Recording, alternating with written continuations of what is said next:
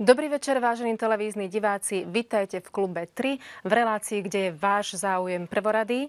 Dnes budeme diskutovať s našimi hostiami na tému, čo prinášajú nové politické strany do slovenského života a spoločnosti. Skutočné východiska alebo len populizmus. Verím, že získame úprimné a otvorené odpovede od našich hostí, ktorými sú pani Nora Mojsejová. Dobrý večer. Strana Slobodného slova. Pán Ján Budaj, Zmena z dola. Nový názov.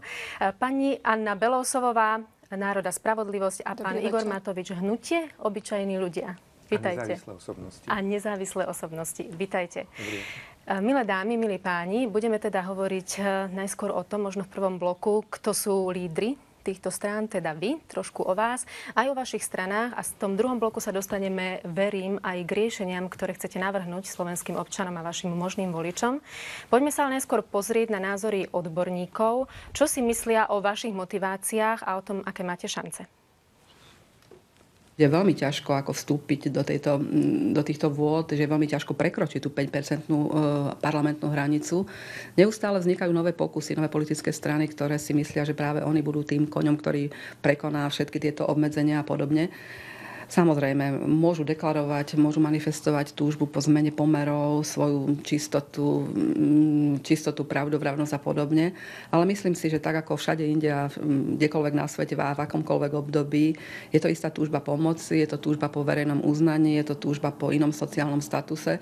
Čiže asi je to vždy ten istý typ ľudí, ktorý verí, že zvráti nezvrátiteľné alebo ťažko zvratiteľné. Tie strany aj sa tak kreujú, alebo teda sa stávajú, že teda je to jedna osoba, ktorá chce naplniť svoje osobné ambície. Myslím si, že teda majú také tie motívy, niektoré sú tie vonkajšie, teda to sú ich programy, ale potom sú tie vnútorné motívy, ktoré občania zrejme nevidia a po 4-5 rokoch, keď volia niekoho, tak sú sklamaní. A od týchto malých strán to tak najlepšie vidieť, že sú to viac menej také osobné, vnútorné motívy, prečo ísť do politiky.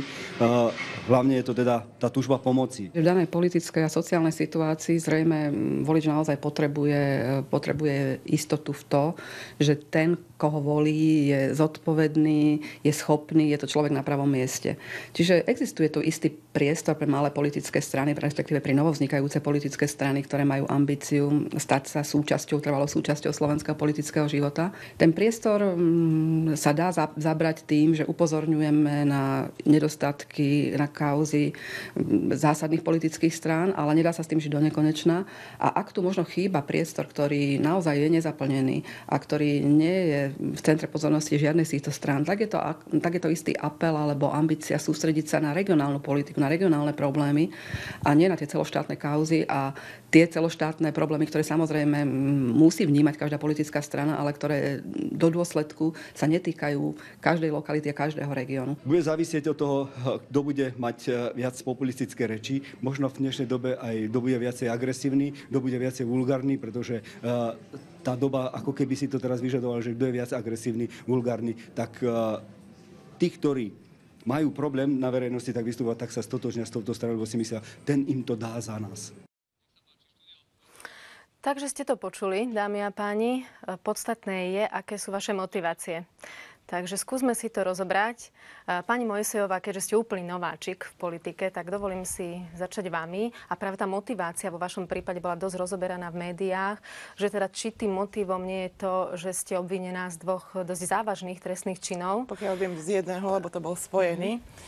No a ja som sa k tomuto vyjadrila na tlačovej konferencii. Ja som celú tlačovú konferenciu venovala tomuto prípadu. Nebudem sa baviť o tomto, nebudem sa o tom baviť, pokiaľ mi niekto... Môžem sa vás spýtať, viete, čo to je faktoring? Jednou vetou mi povedz, buďte taká dobrá. Čo to je? Asi je to, že niektorá firma využíva... presný termín. Niektorá firma možno využíva falošné... Ja vám poviem presne jednou vetou. Faktoring je postupenie... Viete čo, nemáme tu ekonomickú reláciu o faktoringu. Viete, pokiaľ sa budem toto o tom baviť... Toto je politická relácia. Skúsme... Vy ste sa ma pýtali, Pani Mojsejová, odpovedám. ja som sa vás pýtala na vašu motiváciu, nie na to, aby ste mi vysvetlili, čo je to faktoring. Tak ja som to vysvetlila, hovorím, na hodinovej tlačovej konferencii. Mala som k tomu aj video, ktoré bolo veľmi pozerané. Sú to enormné čísla, tam som všetko vysvetlila, čo sa týka o Táto mojej relácia kauzy. nie je o súťažení v Hovorím, sledovanosti, neberiem pani Mojsová. toto Jednoduchá otázka, prosíme jednoduchú otvorenú odpoveď vám Čo je dávam vašou motiváciou, že Mojou vstupujete do motiváciou je politiky? to, aby sa zmenil život občanov na Slovensku, pretože za 22 rokov tu nikto nič absolútne neurobil. Nič neurobil.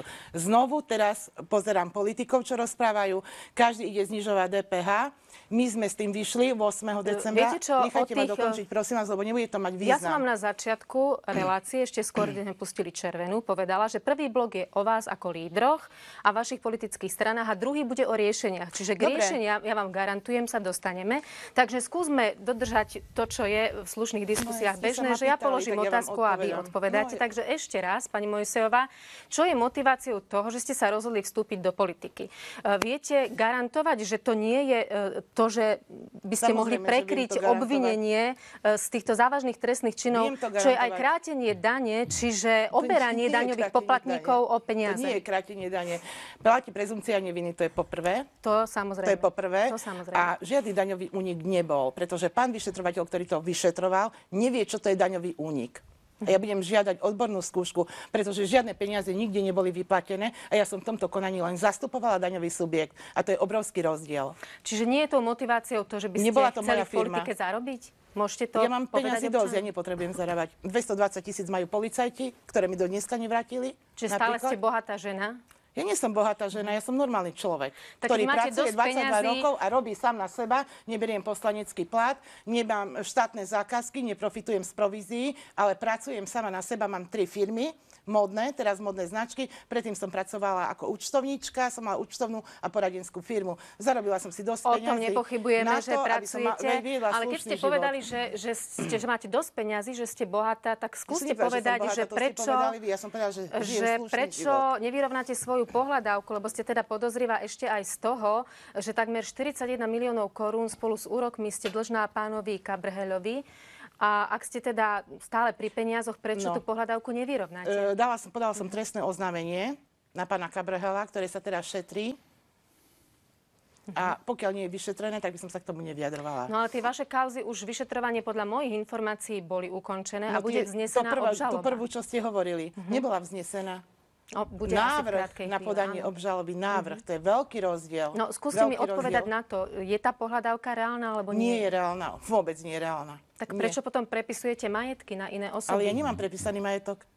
No, ja tu mám záznam zo spisu policajného zboru, takže tam je to čierne na bielom, že prepisujete majetky, že prepisujete svoje nehnuteľnosti na iné osoby. Ale to nie je pravda. Čiže logicky, keď tá pohľadávka nie je reálna, čo vás motivuje k tomu prepisovať majetok? Ale máte listy vlastníctva. No, sú dostupné listy vlastníctva. No, tak a kto je majiteľom Čermela domu? No, ja kladiem otázku, odpovedzte mi, prosím. Ja som majiteľka. Kto je majiteľ? Garantujete, samozrejme, že garantujem, samozrejme. Čiže nie je motiváciou tieto všetky obvinenia, že vstupujete do politiky. Vy tu hovoríte informácie, ktoré nie sú pravdivé. Nie, to nehovorím. No, ukážte mi list vlastníctva, buďte taká dobrá. Po relácii mám tu reálne dokumenty, ukážem vám ich, dobre? Ja chcem teraz vidieť list vlastníctva. Nie, to je záznam z policajného zboru, nie list vlastníctva. Aký záznam z policajného zboru?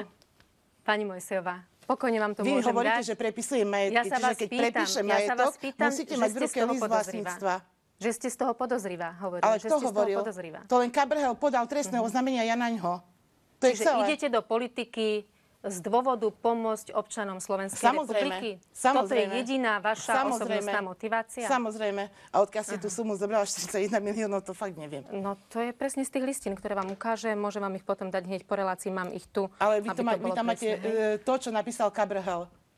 Nie, pani Mojsejová, ja vám to hneď ukážem, čo tam je. Dobre, no, ja som vám položila otázku, majú tu priestor aj iní politici. Hovoríte o niečom, to ste vy novinári a nechcete mi to ukázať, tak mi to ukážte. Pokojne vám to ukážem, padajú vám gorálky. Pokojne vám to ukážem, môžeme sa k tomu vrátiť. Pán Bodaj, skúste vy zareagovať. Ako ste sa vy rozhodli znovu vstúpiť do politiky? Ste revolucionár, možno symbol novembrovej revolúcie. Prečo teraz? Prečo ste tie roky, ktoré ste boli viac menej v ústraní, nevyužili na to, aby ste sa o to pokúšali? Prečo práve teraz? Ja nadviažem to, čo odznelo pred týmto našim vstupom. Som posledné roky s touto stranou bol aktívny v regionálnej politike. A v minulých primátorských voľbách sa nám podaril malý zázrak. skutočne sme dostali veľmi slušné percentá, viacerí sme sa stali poslancami, ale hlavne sme dosiahli, že primátor, ktorý bol podozrivý a je podozrivý z mnohých zlých rozhodnutí, možno až trestných, už nekandidoval, odišiel z politiky. Bratislava zmenila atmosféru, je otvorenejšia, priateľskejšia k občanom. Čiže ten protikorupčný program, ktorý sme si odskúšali v Bratislave, vieme ponúknuť občanom na celom Slovensku. No a prečo ste s tými informáciami o možnej teda korupcii bývalého primátora Bratislavy nevyšli skôr? Veď v tom mestskom zastupiteľstve ste spôsobili skôr. 4 roky Takže som o tom hovoril. To ste si nevšimli. Ale tak miestami ste to tak naškrtli, ale nič konkrétne No veď nepadalo. pozrite, Vedeli sme o tom, že je tu nejaký vzorec 3-2-1, ale nič konkrétnejšie sa Viete, nehovorilo. že tie dlhy sa ukázali až po voľbách. A to, ak som tvrdil, že on chce skutočne niektoré budovy previesť bez vedomia zastupiteľstva alebo zbúrať, to novinárom pripadalo až neuveriteľné. Až potom, keď tesne po voľbách k tomu malo prísť, tak verejnosť sa postavila za nás. Celé noci sme strážili túto budovu. Prišla premiérka Radičová, prišiel minister vnútra a zastavila sa ten protiprávny postup. A odvtedy, vravím, bratislavčania sú už ostražitejší a tie pomery sa zmenili. A vaši ale bývalí kolegovia ešte aj z čias vlastne novembra to ale hodnotili trošku inak, že prečo ste do tej politiky nevstúpili a neboli aktívnejší, že ste neprekonali vlastne traumu z tej ilustračnej aféry, ktorá nastala vlastne tesne po tom, čo sa vám mala politická kariéra rozvíjať. Znamená to, že tú traumu už máte za sebou, pán Budaj? Tá strana, ktorej meno ste nepovedala celkom presne, Zmena z dola sa volá Zmena z dola Demokratická únia, tá vznikla v roku 1993. Bola to vôbec prvá strana v samostatnom Slovensku, založil som ju s Milanom Kňažkom. A táto strana potom pracovala pre občanov až do roku 1998 a výrazným spôsobom prispela k zmene v roku 1998. Ja som sa stal opäť poslancom, čiže nie je pravda, že by som celé roky nebol v politike. Bol som ďalšie 4 roky poslancom, ale je pravda. No, nebola to tá vysoká politika v parlamente, hej? Viedol som výbor pre kultúru a médiá, ale je pravda, že od prvých dní sa začalo ukazovať, že tie sľuby našej garnitúry o tom, že nahradíme mečiarizmus a nielen Mečiara, že tie sľuby sa neplnia. Ja som sa dostal do konfliktu s Mikulášom Dzurindom a s viacerými politikmi, ktorí podľa mojej mienky zlyhávali. Kritizoval som Gabriela Palacku. Hoci bol z SDK, za ktorú som kandidoval, kritizoval som ďalších ministrov Dzurindovej garnitúry. Dôsledkom tej kritiky bol nakoniec odchod Demokratickej únie z SDK, potom rozklad tohoto spolku, ale keď si Mikuláš Dzurinda založil vlastnú stranu s takým podobným názvom, tak pozvanie na to, aby som do nej vstúpil, som neprijal. A toho dôsledkom som sa ocitol, na rozdiel od mnohých iných, mimo garnitúry SDK. Možno to bolo užitočné pre nových prvovoličov, lebo tí možno nepoznajú tú vašu históriu. Strana, je to dlhý príbeh. A je to príbeh aj o gorile, pretože v tých mesiacoch sa táto protimečerovská koalícia vychýlila z tej línie, ktorú dúfali občania. Občania dúfali, že sa napraví aj politická kultúra. Nielen zahranično-politické vzťahy, nielen ekonomické vzťahy, ale na prvom mieste etika, politická kultúra. To sme voličom sľubovali. Mňa dovolávanie sa tej politickej kultúry stálo ďalšiu účasť v politickom živote. Ale ako hovorím, v tejto komunálnej oblasti... Dostaneme sa aj k politickej kultúre, možno aj pán Matovič k tomu bude mať čo povedať, ale skúsim ísť tak do radu, aby sme boli akože minimálne v prvom kole spravodliví. Nevadí. Pani Belousovová, vám ani nemôžem položiť otázku, že kto je Anna Belousovová, lebo vy ste v tej politike naozaj toľko, koľko tu máme demokraciu, viac menej. Takže prečo až teraz, ako keby, odchádzate zo strany, ale viac menej už na druhý pokus? A druhým pokusom bude aj to, že idete do toho sama. Čiže vstupujete ako keby dvojnásobne, dvakrát do tej istej rieky. Ten prvýkrát sa to nepodarilo. Naopak vlastne ten národný volič sa ako keby nedožil toho, že jeho zástupcovia sú vo vysokej politike. Nehrozí to aj teraz? Čiže naozaj veríte, že tento už štvrtý pokus v poradí bude úspešný, druhý ako samostatná? Teraz som trošku tú vašu matematiku nevysledovala, ale nevadí. Dvakrát si odišli od Jana Slotu a druhýkrát sa pokúšate ísť do toho sama. Nie. Čiže Fakticky 4 je pokusy. také, že ja som bola 20 rokov v tej istej strany a odchádzal ten pán, ktorého ste menovali. No ale hovorím o tom, že ste sa rozdelili, hej? My sme sa nerozdelili, on odišiel. Dobre, veríte tomu, že tentokrát to bude No, úspešné? najskôr, ak dovolíte, by som tiež ako pán Budaj zareagovala na tých politológov alebo odborníkov, ktorí nás tu znosili po čiernu zem, už len kvôli tomu, že si trúfame ponúknuť niečo iné voličom, ako tu majú strany, ktoré sú zabetonované. Majú alebo právo chcú byť na svoj názor zabetonované. aj tí odborníci. Veď aj preto ja mám právo na svoj názor, ktorý chcem povedať. Ja si niekedy som mala dojem, keď hovorili o tom, že nás tu ženie len túžba pomoci, alebo že vôbec ťažko zvrátime niečo, čo už sa nedá zvrátiť. Ako keby si ich niekto z tých strán najal, aby tu robili agitku, proste, že ako keby tu... Nepodsúvajte, využite ten čas na to, aby ste povedali svoje posolstvo, pani To Belosová. posolstvo moje osobné je také, ale potom by som sa rada, aby ste mi dali priestor, aj vrátila k tomu, čo sa stále premiela s bývalou stranou, lebo vôbec to nie je tak a proste chcela by som, aby konečne zaznela pravda. No tak povedzte pravdu. Takže moje osobné motívy sú úplne jednoduché. Mojou snahou, aj snahou ľudí, ktorí sú v strane Národ a spravodlivosť, je očistiť národnú politiku a ako ukazuje kauza Gorila, aj nielen národnú politiku od tých ľudí, ktorí cez politiku vlastne myslia a robia len vlastné obohacovanie. To je môj osobný. Viete, toto je pekné heslo. No. Čo to znamená obohacovanie? Viete o niekom konkrétnom, kto Ja niečo dokončím. ukradol? Ja dokončím. Takže využite ten priestor, povedzte kto, koľko, akým spôsobom a môže začať vyšetrovanie. No. Lebo ak to neviete, tak je to opäť len heslo. Čiže Nie len... je to heslo, ja by som rada dokončila. buďte konkrétna. Pretože tieto protikorupčné snahy a programy sú veľmi módne. Aj teraz pred voľbami každý vlastne má na svojich plagátoch boj s korupciou. Ale ja mám jednu devízu, to myslím devízu svoju osobnú. Ako ste povedali, ja som 20 rokov v politike, ale s mojím menom v politike nie je spojená ani jedna kauza. Na rozdiel od tých ľudí, ktorí majú veľké strany. Ale boli ste podpredsedničkou strany, neboli ste tam ani pokladnička, ani sekretárka, ani upratovačka. Chvála Bohu, že som nebola pokladnička, vtedy by ste čiže to mohli chcete hovoriť povedať, niečo že také? reálne ste o tom nevedeli? Pozrite sa. Ak teda hovoríte o podozreniach, lebo ja tie dôkazy nemám, vy ich máte? Ja vychádzam z toho napríklad, čo bývalý poslanec, teraz minister vnútra, hovoril o podvodoch, hovoril o zlodejstvách v súvislosti s kauzami bývalej strany. A teraz chcela by som vedeli ste konkrétne o tých kauzách? Teraz chcem urobiť také osobné vyznanie exkluzívne pre vašu televíziu a divákov, ako Nech to sa skutočne bolo a som rada. Čiže ja som sa o tých kauzách dozvedela tak, ako všetci ostatní z médií. Hádam mi nikto nechce povedať, že niekto príde a bude preberať, že teraz budeme na predsedníctve preberať tú a tú kauzu. Čiže naozaj verte mi, že som to vedela len z médií. Keď som sa to dozvedela, mala som ako človek, ako straník dve možnosti. Tá prvá možnosť bola, že som mohla plesknúť dverami a odísť. A tá druhá možnosť bola, že som mohla bojovať vo vnútri strany za jej očistu.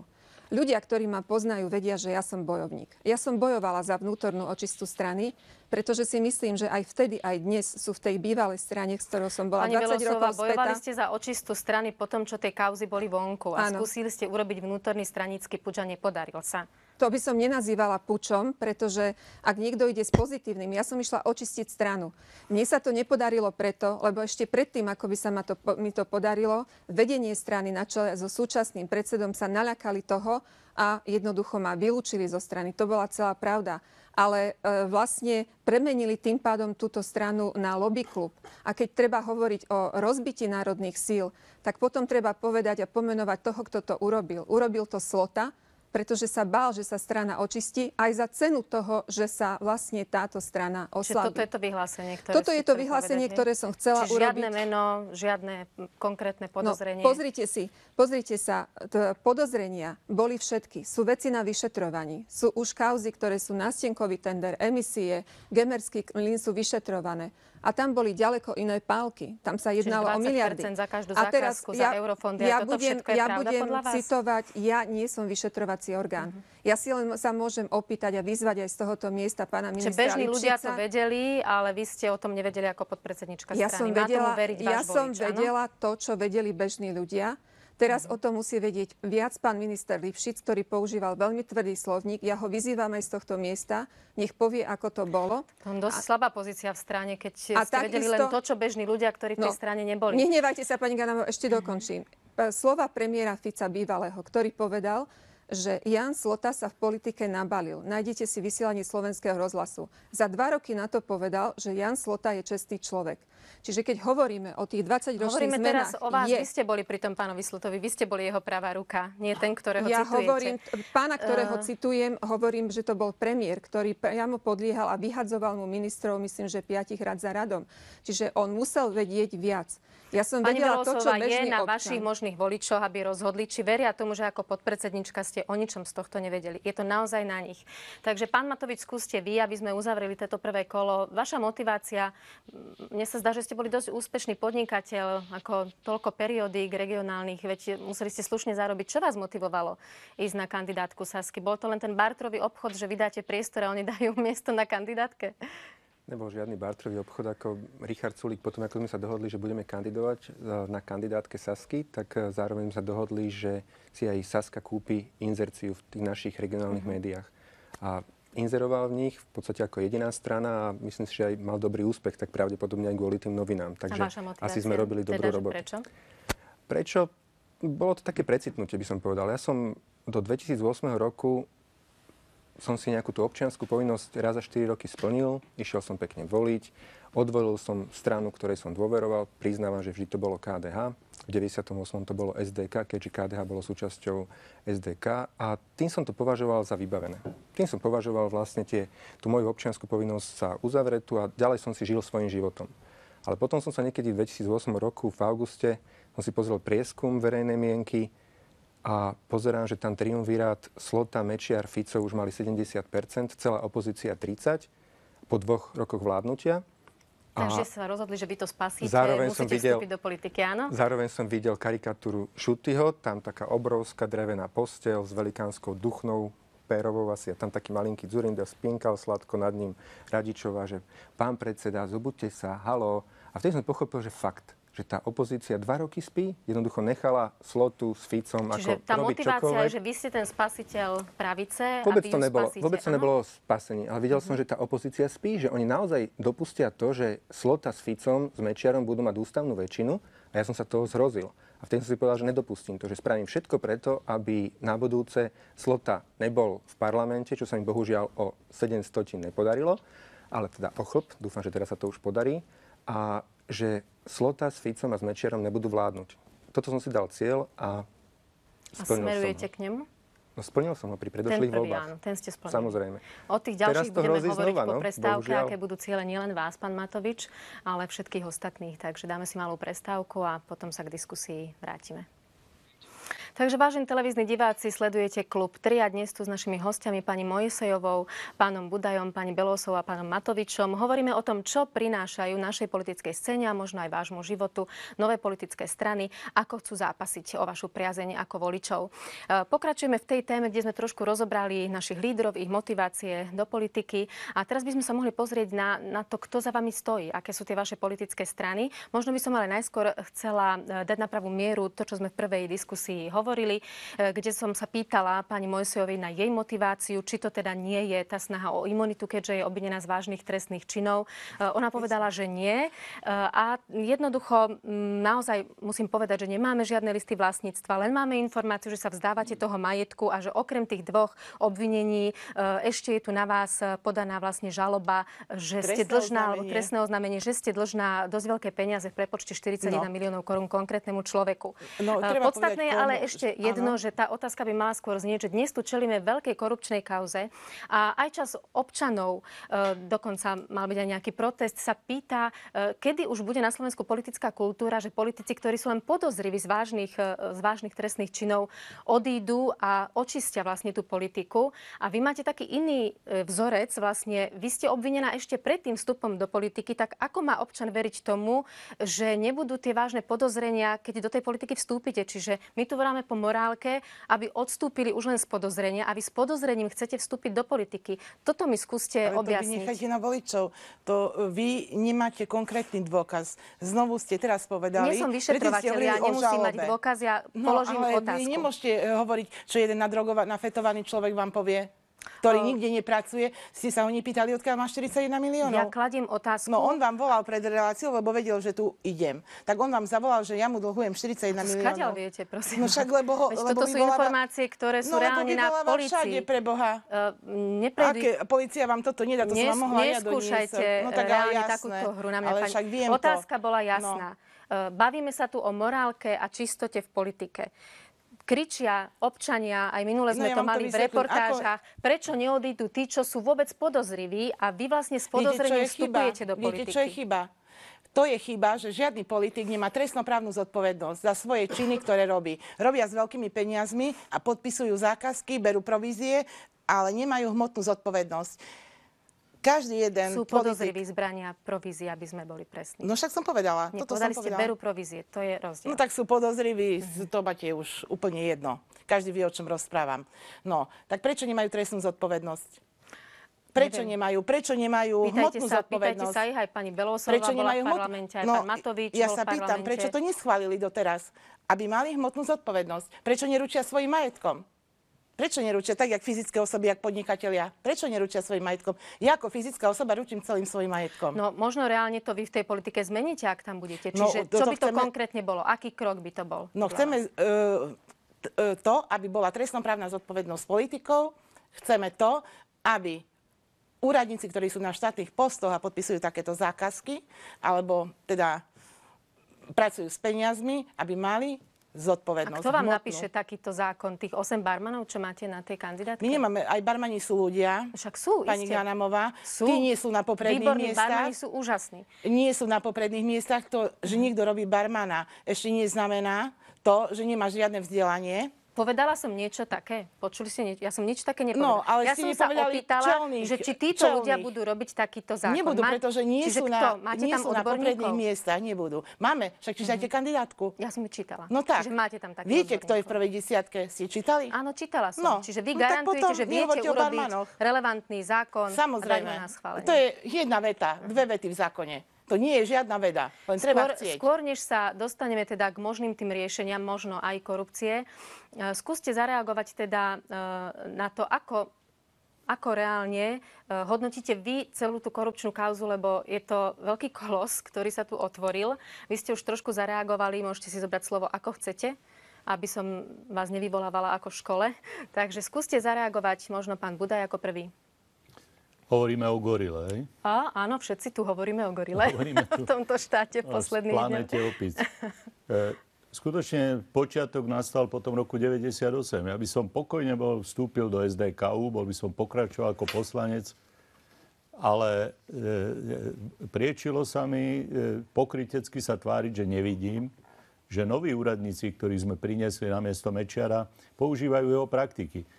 Vlastne možno má ten mečiarizmus oveľa hĺbšie korene v dlhých Čo necháme už pána Mečiara? Ako tá gorila hovorí naozaj iné mená. Skúste povedať, ako to chcete odstrániť. Ja som v vašom volebnom programe našla teda, že obnoviť úrad štátnej služby. Dokonca pána Plaja, ktorý bol jeho šéfom, máte na kandidátke. Toto je podľa vás to riešenie? Zrušiť politické nominácie? Pán Plaj bol prvým aj posledným riaditeľom toho úradu. Málo kto z občanov vie, že ten úrad bol podmienkou nášho vstupu do Európskej únie. Jak sme tam vstúpili, tak stránny úrad zrušili. Prečo? No pretože chceli partajné nominácie. Ja na úrovni tej regionálnej politiky v Bratislave som veľmi agresívne zápasil o to, aby partajné nominácie skončili. Žiadal som, aby sa aspoň priznali, kto za koho kope. No ale partajné nominácie, čiže to, čo mu sa za komunizmu hovorilo, stranická nomenklatúra, to je to isté. My sme sa vrátili... Čiže nedodržali sme podľa vás to, čo sme slúbili Európskej únii? Nedodržali sme ani to, čo sme si sami slúbili v tom novembri 89, lebo minimálne také veci, ako je zneužívanie tajnej polície, no kto by si bol pred 22 rokmi myslel, že sa bude sledovať, odpočúvať vojenská polícia, taká polícia, odpočúvajú sa novinári. Bol tu únos, bola tu vražda, je tu podozrenie, že v tom mali prsty štátne orgány Ako môžeme sa hlásiť Ako to vnímate vy ako civilizovanej revolucionár, Európe? že vlastne bezpečnostnú politiku tej finančnej skupiny, ktorá sa v Gorile spomína, riadi podľa mojich informácií generál Lorenz, ten istý generál, ktorý riadil ŠtB vlastne pred revolúciou, ako nie je to možno až symbol, v akej dobe sa dnes nachádzame? Je to možno symbol. Ja viem, že generál Lorenz bol odsúdený v Českej republike, alebo kým bolo Československo, na nepodmienečný trest. Keď vznikla Slovenská republika, všetko sa to zamietlo pod koberec, ale ja som neprišiel jeho súdiť. Fakt je ten, že tajná polícia obnovila zneužívanie moci, alebo politici obnovili zneužívanie moci a fakt je ten, že sa nám nebadane vrátila stranícka nomenklatúra. Proste do úradov... Čiže máme tu to, čo za komunizmu. Do úradov idú máme tu to, čo za komunizmu, len nemáme jednu stranu, preukaz. ale máme viacero strán. Ja som zvedavý, koľko by... Už len jednu vetu, ak mi dovolíte. Že máme na výber, povedal pán Matovič. Máme na výber... stranických knížiek. Ale inak je to v poriadku, že aj upratovačky sa rozdeľujú podľa stranických tričiek na miestnom úrade niekde v regióne? V poriadku to určite nie je, ale tak No, to je. dúfam. Ale vy ste chceli tú vetu, ja vám ju určite dám. Ďakujem pekne. Ja som chcel dopovedať, že toto, čo pre občanov na prvý pohľad sa zdá nepodstatné, vytvára konflikt záujmov v celom štáte. My máme v celom štáte vytvorené korupčné prostredie. Lebo tam, kde je, ako viete, konflikt záujmov, je korupčné prostredie. Každý úradník, ktorý ide ako stranícky nominant, dobre vie, že na prvom mieste musí slúžiť záujmom toho, kto ho tam poslal. A verejnosť niekedy na ňu vôbec nepríde. A Pán to je Matovič, realita, preto je tu gorila. Pán Matovič, vy ste to chceli zmeniť. Dokonca ste zverejnili zoznam ľudí, ktorí boli takto politicky nominovaní. Boli ste v tom osamotení. Trváte na tom, že toto bude jedna súčasť vášho volebného programu a že to presadíte, keď v tej vláde budete? Tak samozrejme, akože ono, ešte trošku k tej gorile, alebo tak, keď sme spomenuli, teda, že máme tu obrovskú kauzu. Ako osobne si myslím, že naozaj to iba vrcholček ľadovca. Ako tých goril je v skutočnosti neurekom. Ako tuto je možno nejaká jedna kauza, Máte ktorá... viac informácií? Určite tak je. Akože toto je iba... Čiže je to vaše vnútorné presvedčenie? Je to moje vnútorné presvedčenie, tak ako možno aj občana, ako keď som v politike nebol, tak som si myslel, že politika je špinavá, ale keď som do tej politiky vstúpil, tak som zistil, že je neuveriteľne špinavá. Iba som sa utvrdil v tom mojom predošlom presvedčení. A čo sa týka stranických nominácií, viete, je to... Kým bolo čo kradnúť, alebo kým bolo čo privatizovať, tak veľa politikov malo motiváciu nakradnúť takýmto spôsobom. Predať fabriku svojmu kamarádovi a potom sa nabaliť, potom sa rozdeliť o ten zisk. Viete, ale keď ste proti nomináciám, ako bratranec vášho kolegu Vyskupiča je tiež vlastne politickým nominantom na ministerstve obrany. Pozor, Takže máte asi chybnú informáciu, tak ma opravte, nech sa páči, pokojne ma opravte. Už som to raz sa stretol s tým v médiách. Marián Vyskupič sa volá, ktorý je na ministerstve obrany a nie je žiadna rodina s Jozefom Vyskupičom. Je to Vyskupič a Vyskupič, Ičov, Matovičov, Vyskupičov a Polakovičov a podobných. Čiže reálne je to vaše presvedčenie, že budete proti tomu, aby sa tu udržali tieto nominácie? To je alfa a omega, lebo keď nemôžu kradnúť cez privatizáciu fabrík, tak teraz kradnú spôsobom, že dosadia si ľudí a dosadia si ich na úrady a potom tí úradníci, ktorí tam sú dosadení, tak vyberajú provízie. Väčšina z nás to čítala, 70% občanov je oboznámená s kauzou, čiže vieme zhruba, ako fungoval ten vzorec. Mňa ale iné zaujíma. Ale to viete asi o tej gorile, ale celkovo akože toto je naozaj, ak by ste spomenuli, že aj upratovačka je nominovaná stranícky. Že po voľbách vždy príde zemetrasenie. Stretla som sa s konkrétnym prípadom v Čadci to tak je. Po každých voľbách príde zemetrasenie, vymení sa najprv možno na tých vrchných pozíciách 1000 ľudí. Ako veríte, že to presadíte, pán Matovič, keď na vašej kandidátke sú aj ľudia, ktorí 20 rokov v tej politike boli? Veď sa reálne pozrime, máte tam ľudí z OKS, máte tam vlastne ľudí, ktorí odišli z kresťansko-demokratického hnutia, teda konzervatívcov. Veď títo ľudia v tej politike boli, dokonca pán Palko reálne možno mal šancu mnohé veci vyšetriť a neurobil to. Tak ale ako chcete s týmito ľuďmi zmeniť vlastne túto ešte raz, situáciu? Ale miešame dve veci. Miešame asi kauzu gorila a stranické nominácie. Ja som hovoril o stranických nomináciách. Bude to naša podmienka vstupu do prípadnej budúcej koalície. My sa ako do žiadnej nehrnieme, ale ak by niekto chcel s nami ísť do koalície, tak dopredu bude vedieť, že stranické nominácie neexistujú. Hovoríme o súvislostiach, takže skúste odpovedať na tú otázku, s akými ľuďmi to idete robiť? S tými, čo to tu vlastne nezmenili? A čo boli za tie nominácie? Samozrejme, oni boli za nominácie, čiže ale my zajtra o 10:00 máme tlačovku, na ktorej ideme urobiť niečo, čo nikto neveril, že spravíme. Každý nás kritizoval, alebo tie štandardné, klasické, ja im hovorím skorej skorumpované politické strany, A tie hovorili, že my tým, že vlastne sme zhluk 150 ľudí, ktorí sú nezávislí, tak vlastne máme 150 programov. Ale my zajtra o 10. ideme zverejniť náš spoločný program. Program, na ktorom sme sa mesiac síce dohadovali, ale po mesiaci sme sa zhodli. V druhej časti. Áno, ale sme sa zhodli na spoločnom programe, kde je jeden bod. Chcete s tými istými ľuďmi, čo tu 20 rokov boli, a keďže vlastne okrem 3 spevákov a vás sú iba oni známi, tak je možné, že podľa preferencií oni sa dostanú na tých 12-13 kresiel, ktoré možno budete mať.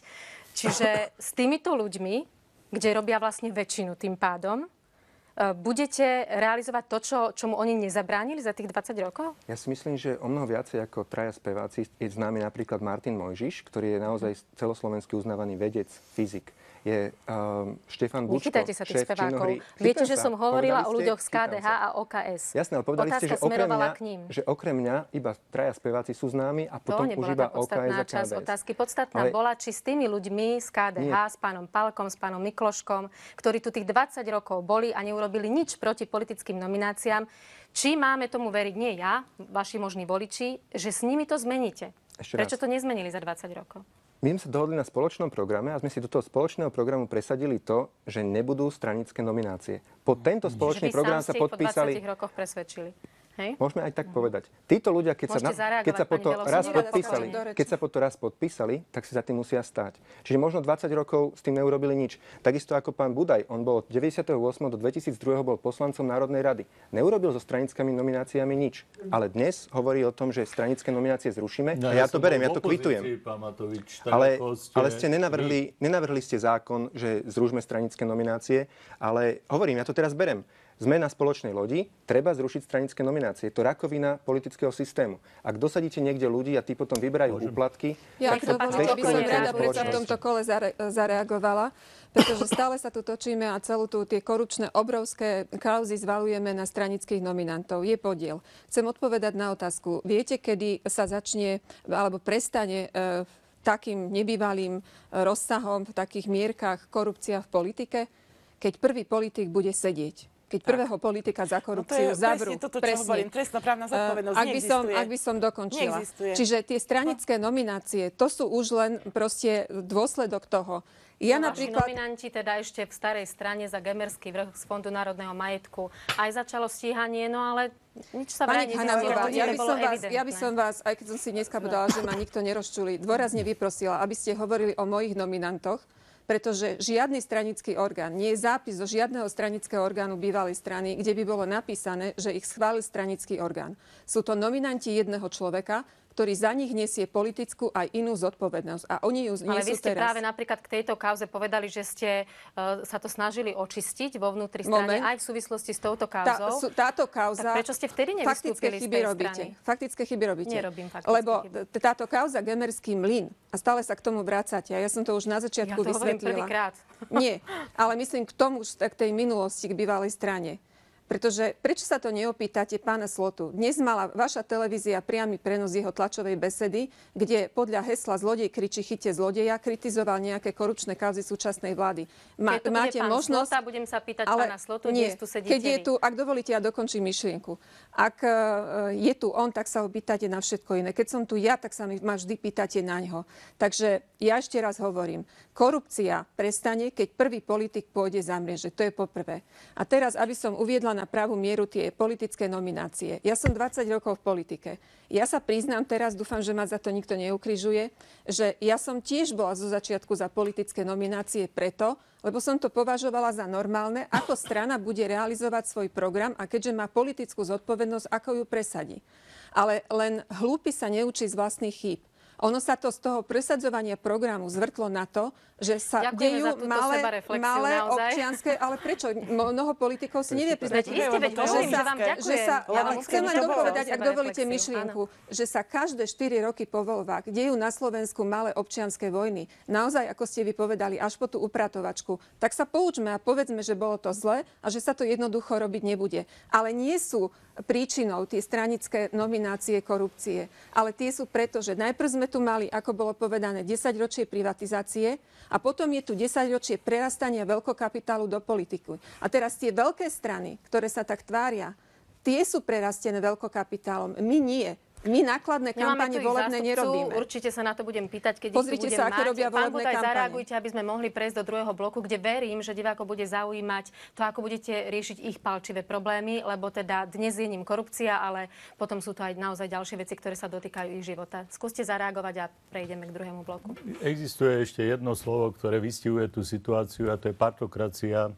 To je systém, kde sú stranické nominácie, kde je korupcia a tak ďalej. Ja som rád tejto reflexii a tomuto vývoju aj u kandidátov, u pána Matoviča, aj u pani Belousovej. Chcem povedať, že na tejto kandidátnej listine nie je ani jediný človek, ktorý by bol kedykoľvek stranický nominant, alebo by ich podporoval, alebo by musel teraz robiť reflexiu. Sú tam ľudia, ktorí prichádzajú ako odborníci a určite nebudú chcieť byť nikdy žiadnymi stranickými nominantami. V tom zmysle, ako o tom hovoríme. Konkurzy, odbornosť. Medzi nami to bolo znovu slogan novembra 89, odbornosť do politiky, lebo aj vtedy sa nám zdalo, že štátostrana, totalitná strana, ktorá tu vládla, posúvala čoraz blbších a blbších. Tento vývoj za 20 rokov dogradoval do príšerného stavu. Je kríza, aj to je dôvod, prečo si Slovensko nemôže dovoliť túto rozšafnosť. Cez problémy ľudí vlastne sa tej krízy aj dotkneme, takže poďme do druhého bloku, kde sa pozrieme na to, čo vaši možní voliči, občania Slovenska si možno aj o vás myslia. Či ste pre nich zaujímaví lídri a aj strany. Poďme sa na to pozrieť.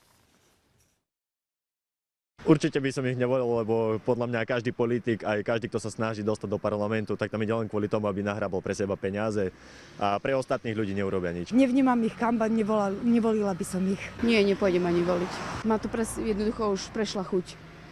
Minulého roku som bola, už som minulého roku povedala, že nepôjdem. Teda minulé voľby a už toho roku nepôjdem vôbec. No Matoviča by som samozrejme volil, lebo myslím, že sa snaží. No ja tých ľudí začal tak nepoznám ešte a nestretávam čo a tak tie mená sú mi trošku také čudné. Nie, úplne k inej strane inklinujem, absolútne tento smer, nie. Z nich mi je najsympatickejší Budaj, hej, keď už tak. Ešte jeden mesiac, tak si to ešte rozmyslím.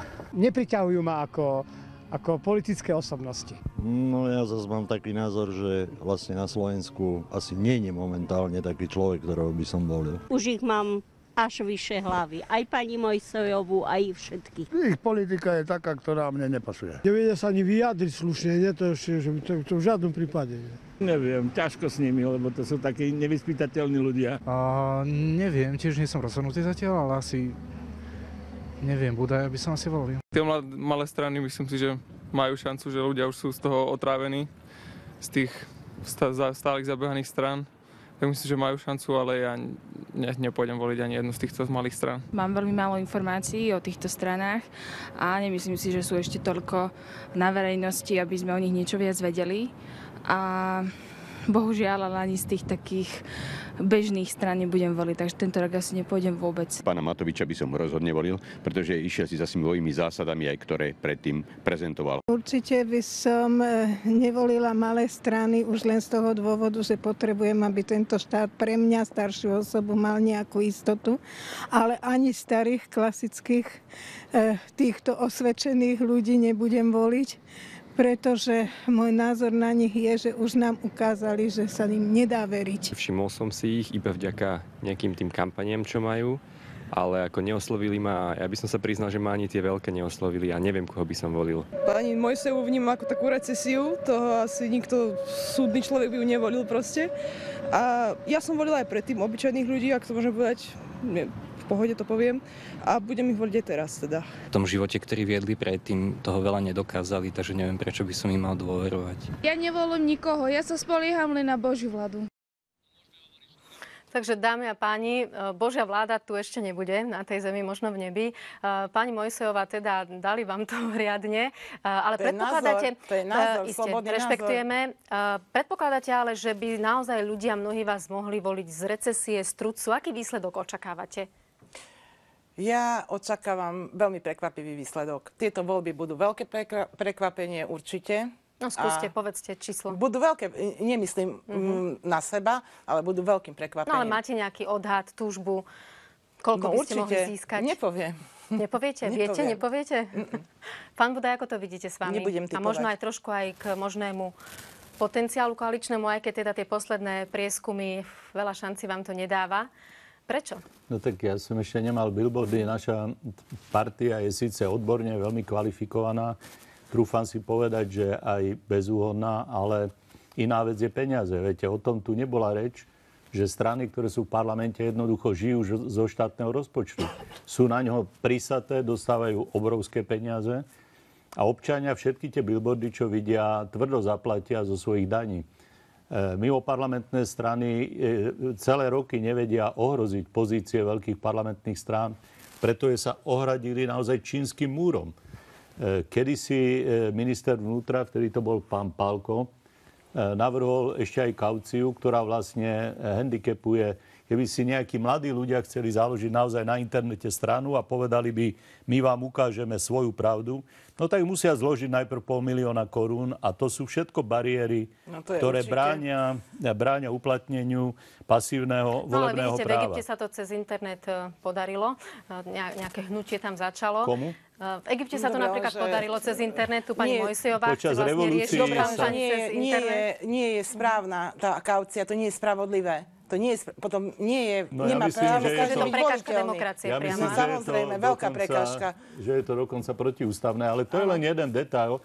Viete, hovoriť o tom, že tie veľké strany majú 700 billboardov, to je úsmevné. To sú možno 2000, niektoré 3000 billboardov. To sú sumy, ktoré idú do stoviek miliónov korún. Občania by mali si uvedomovať, že toto všetko je nepriamy dôkaz ich záväzkov. Čiže to sú možno peniaze, ktoré sa dali možno použiť už na to riešenie tých problémov? Tam nejde o tie konkrétne peniaze, skúsme sa ide dostať o tie k tomu číslu, aké predpokladáte, že by ste mohli dosiahnuť. Pani Belosová, vy nemáte strach, že vlastne opäť dôjde k tomu rozdeleniu toho národného voliča, toho, ktorý vlastne tú národnú otázku naozaj chce riešiť a je pre neho prioritná, a že teda naozaj takí tí extrémisti možno budú voliť pána Slotu a tí iní nie sú už v Smere? Nebojíte sa, že naozaj ten výsledok bude nízky práve z tohto titulu pre vašu stranu? Tak v prvom rade ja si myslím, že dnes na Slovensku existuje jediná národná strana, ktorá je skutočne národná, a to je strana Národ a spravodlivosť. Pretože, ako som povedala, je tu strana, ktorá položila to národné na oltár biznisu a premenila sa na biznis klub, aby sme jasne si naliali čistého vína. Takže tí voliči, ktorí majú naozaj srdce na pravom mieste slovenské, majú možnosť voliť národnú stranu, ktorá má čistý štít. Pretože ja si myslím, že za mňa, a znova to budem opakovať do nekonečna, hovorí moja dôveryhodnosť. Proste ja som dôkaz toho, že aj po 20 rokoch v politike politik môže ostať čistý. Číslo odhadnúť neviem, ale urobili ste mi paradoxne radosť vy na Teatrojke, pretože robíte taký prieskum dôveryhodnosti osobností politických. Nie, a včera ma potešilo, nie je reprezentatívny, keby tam bol niekto iný, tak poviete, že je super reprezentatívny. A ja som sa tam umiestnila na 1. alebo 2. mieste.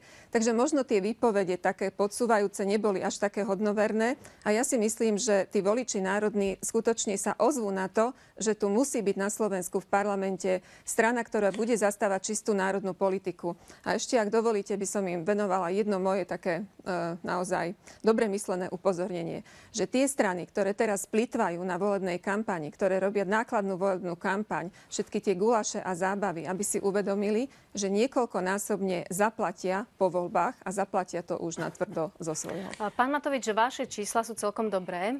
Ste v parlamente podľa tých ešte by som sa vrátila, keď dovolíte, k tým prieskumom. Áno. Čo pani Belosová na Teatrojke, my sme prví. Strana Slobodné slovo. To je tiež prieskum. To je tiež prieskum vo vašej televízii. Je to tiež informácia. No, takže vidíte. vaše čísla sú dobré, ale mňa by zaujímalo iné, pán Matovič, aký je váš koaličný potenciál, lebo možno s tým vystúpite zajtra, tak možno dostanem tú odpoveď aj zajtra, ale keď ste tu, tak skúste dnes. Vy tam naozaj máte ľudí rôznych názorov, aj to priznávate, že sú to ľudia rôznych názorov. Tak ako môžete garantovať nejaký počet hlasov? Nie je teda váš koaličný potenciál 0? A keď to teda tak je, tak prečo do tej politiky idete? Lebo ak máte koaličný potenciál 0, tak nemáte šancu realizovať nejaký program alebo nejaké vaše vízie. S tým, čím vlastne do politiky, akože by som vám to povedal tak pochopiteľne, že s tým hlavným, čím do politiky ideme, tak to nám aj svieti vlastne na billboardoch, hoci teda nepovažujeme za nejaký podstatný prvok. Dá sa povedať, že nepokradneš, ale spoločne zabráňme politikom rozkrádať Slovensko. To je to je to, s čím do politiky vstupujeme a s čím vlastne do parlamentu chceme vstúpiť. A dá sa povedať, že je nám jedno, či budeme v koalícii alebo v opozícii. Samozrejme, by sme boli radšej v koalícii a viedli Slovensko zodpovedne. No ale ako nebudete, keď negarantujete tie hlasy tomu koaličnému partnerovi? Ale to je taká trošku, by som povedala, zdeformovaná logika, ako z toho možno z obdobia z prednovembra, že garantovať nejaké hlasy a politická stabilita, stranická disciplína. Takto si politici ten systém nadstavili. Áno, ja za to nemôžem ani keď raz ani hovoríme, občan. že ústava, keď hovorí, že poslanec má vždy hlasovať podľa svojho svedomia a presvedčenia, tak nechajme poslanca hlasovať podľa svojho svedomia a presvedčenia. Dobre, ale ak bude napríklad to je otázka zákona, keď pán Mikloško napríklad vyjde s iniciatívou zákon o zákaze interrupcií. Tak nechajme poslancov hlasovať podľa ako sa vaša strana alebo hnutie k tomu ako celok postaví? Lebo vy ste boli na kandidátke strany, ktorá bola liberálna. Každý bude hlasovať podľa svojho svedomia a presvedčenia. Niekto bude za, niekto proti, ale však sme parlamentná demokracia. Hovoríme, že väčšina rozhoduje v parlamente. Nechajme parlament rozhodnúť a väčšina sa postaví k tomuto zákonu, ako ste povedali, k návrhu pána Mikloška rozhodne. Čiže nemôžete garantovať, to je dôkaz o tom, že nemôžete garantovať vlastne nejaké hlasy, pretože napríklad zákaz interrupcií alebo nejaký postoj k homosexuálom, toto boli veci, ktoré napríklad vaša strana, kde ste, teda strana bývala, kde ste išli na kandidátke, s tým išla do volieb a tým nahnala mladých ľudí a vy dnes máte v strane ľudí, ktorí sú a priori úplne protipol toho. Pozor, máte tam pána Rakúsa. Ešte raz, my viete, nemáme... kto je pán Rakús? Dobre, ja vám to teraz vysvetlím, kto je pán Rakús. Pán ktorý Rakús povedal, že homosexualita je choroba. A vy ste boli predtým na kandidátke strany, ktorá chcela partnerstva homosexuálov. Je to rozdielnosť názorov, alebo už schizofrénia, pán Matovič? Ja som bol na kandidátke SAS a zároveň som hovoril, so 122 bodmi z programu SAS súhlasíme a s 8 nesúhlasíme.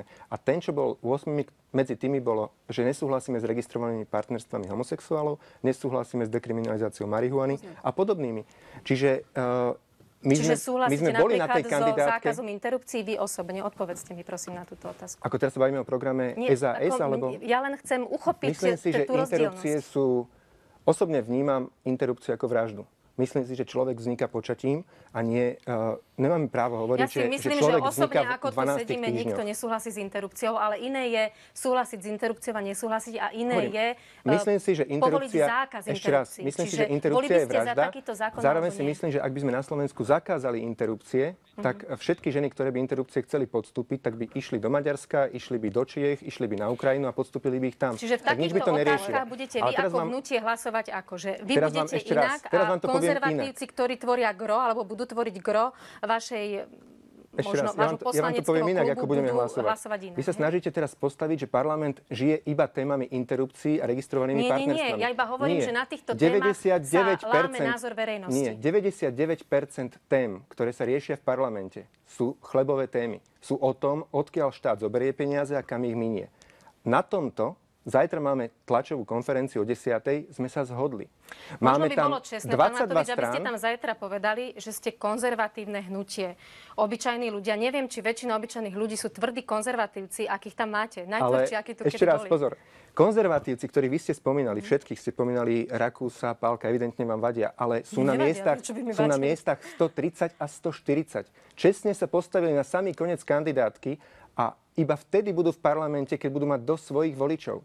To je fér. To neurobil žiadny ďalší politik. Nikto sa nepostavil na samý zadok. V sociálnej situácii Slovenska tu nevenovali pol hodinu homosexuálom, ktorým ku šťastiu nič nechýba, ale problémy majú existenčné problémy majú rodiny. Ja chcem len pripomenúť pánu Matovičovi, že hlasoval za programové vyhlásenie tejto vlády, a to programové vyhlásenie v praxi znamenalo existenčné problémy a ťažké sociálne dopady na mnohých ľudí Slovenska.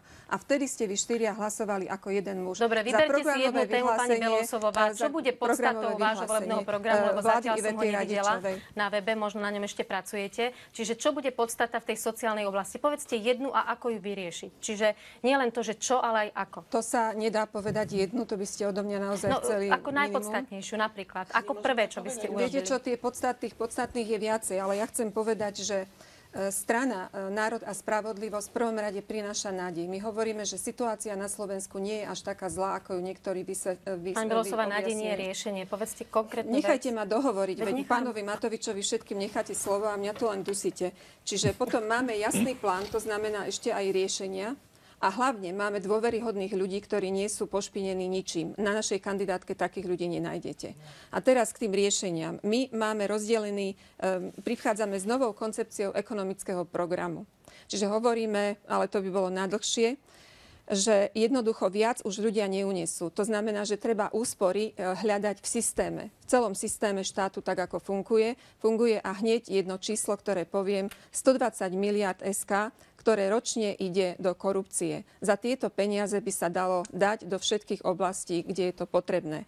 A hovoríme, že ďalší problém, k ktorému pristupujeme ako strana možno jediná, dosť odvážne, to je tzv. Cigánsky problém, kde chceme hlavne pomenovať problém, analyzovať ho a navrhovať to, čo máme pripravené, radikálne, rázne riešenia, ktoré zároveň budú samozrejme aj spravodlivé. To nie je len v názve našej strany. 20 rokov tu nikto tento problém naozaj neriešil, nie 20, 60. Myslím, že k tomu ste aj vy mali, pani Mojsejová, dosť také aj radikálne vyhlásenia. Máte to aj v našej webovej stránke. Ste videli? Videli ste, pani Hanna? Áno, videla. No, vidíte, tam máme program. Ja budem stručná, lebo o tomto budem rozprávať teraz. Čo strana Slobodné slovo chce urobiť? Tam je aj strašne veľa opozlosti. Ja som sa trochu hámbil. Na našej stránke? Webovej? Tak možno vám to tam niekto dáva. Na webovej stránke? Áno, v reakciách facebookových, pani Nie, Mojsejová. facebookových, tých videách, ktoré vy hovoríte. No jedno. Tam je opozlosť. No lebo keď chcem niekomu povedať, že čo si o ňom myslím, tak mu to poviem. To je video. Jasne. Ale každý tam ide dobrovoľne, pán Budaj. Jasne, veď pohode. Vy ste symbol demokracie. No, tak to by si neprisvojoval. No ale ja vás tak vnímam. Tak by ste nemali, takúto vetu ani povedať. Vy mi nehovorte prosím vás o politickej kultúre, lebo keď som videla prepis pána Kaliňáka, súkromného hovoru, čo telefonoval, tak mi prišlo špatne. Potom si dá kravatu a ide do parlamentu. Ja nie som v parlamente, ja bojujem o voliča. No ale chcete ísť do toho parlamentu, preto bojujete o voliča, hej? Ale však ako ja si poviem to, čo si myslím. A volič uzná za vhodné, či mi dá hlas alebo nedá. Nebudem pomenovať, keď si o niečom myslím, tak to poviem. A vidíte, pozreli si video aj vy.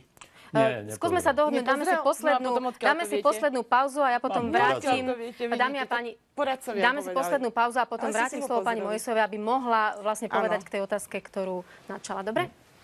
No.